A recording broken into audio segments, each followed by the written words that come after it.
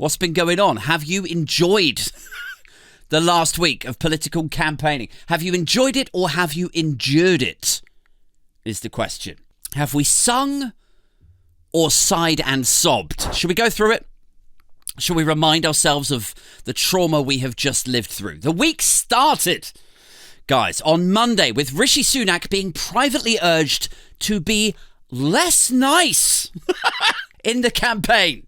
Your niceness is holding you back, Rish. Yeah, you're too nice, is the advice that he was given. Be more of a C unit, said the Spads and the campaign staff. Which is a bit like, he's tetchy, isn't he? He's tetchy, he's an empathy vacuum, he would start convulsing if he's, even in a 20-metre radius of a working class person, like he's fucking Damien near Guildford Cathedral in The Omen. That's him. He diverted funding away from deprived inner city areas so he could funnel it out to the affluent shires. He defunded schools' maintenance programs that left them collapsing. Could have killed somebody's kid. He demonizes refugees habitually. How can you look at a guy like that and go, do you know what, Rish? Nice guys finish last. You need to it up a bit. Tuesday. What happened Tuesday? Hysteria reigned as Labour's plan to give 16-year-olds the vote irked the same people who normally claimed 14-year-olds should be tried as adults. Give them the chair. And of course that 15-year-olds who have been trafficked by ISIS, they knew what they were doing. But 16-year-olds, too young. No, poor innocent little creatures at 16, somehow. At 14... you should be tried as an adult. At 15, you knew what you were doing. At 16, memory wiped. Just clean slate, apparently. I mean, it's amazing, isn't it, really? When you think about it.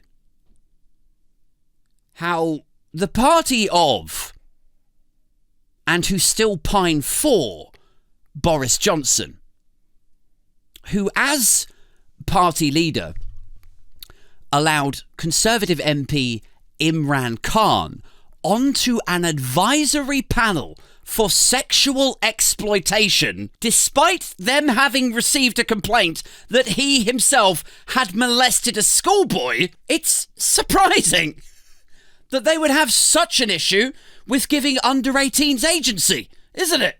And then when you consider, on top of that, Sunak's push for children to do national service and Labour's rejection of that policy in favour of giving them the vote, affording them more agency, more autonomy over their own existence. I mean, all you can glean, if you take all of that in, right, all you can glean from all of that really is that Labour want to attract teenagers, whereas the Tories seem to want to fuck them. By midweek, the Tory campaign was going so bad. Badder still, in fact, that senior Tories were quoted in the Times as having sought the help of aforementioned horny albino yeti Boris Johnson.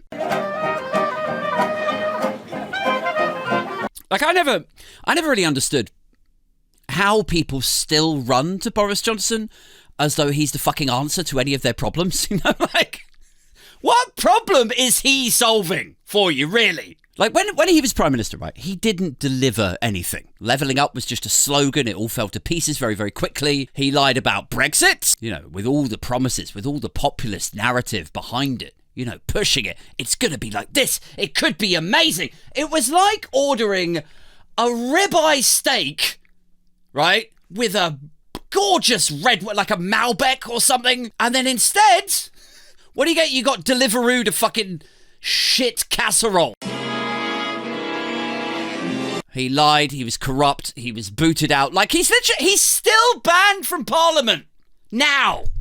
He cannot hold a parliamentary pass. He was so bad. And still, even now, people are like, But what if we got him back, though?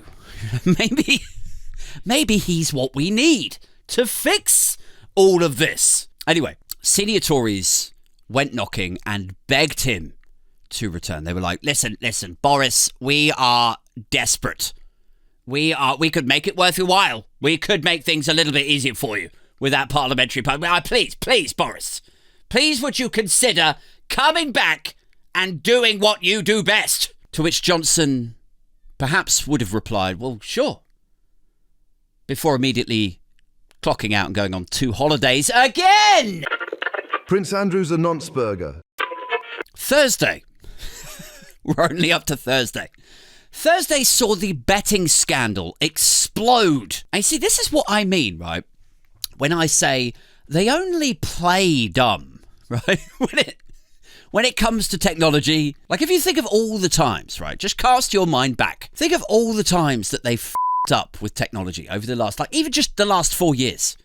You know, there was 100,000 Home Office criminal records that just disappeared, just vanished like magic. There was documentation about Tory MPs that might have been paedophiles and it just disappeared. Just accidentally got deleted or corrupted off a database, Windows XP system or something. I slipped on a banana peel and 50 paedophiles went away without charges. It was strange. It was a strange day. The testimony from the Rush report, like... all of these things, all of these gigantic scandals that just... Tories and technology, you put them together, it's like oil and water. Oh, no! Oh, I've messed up again.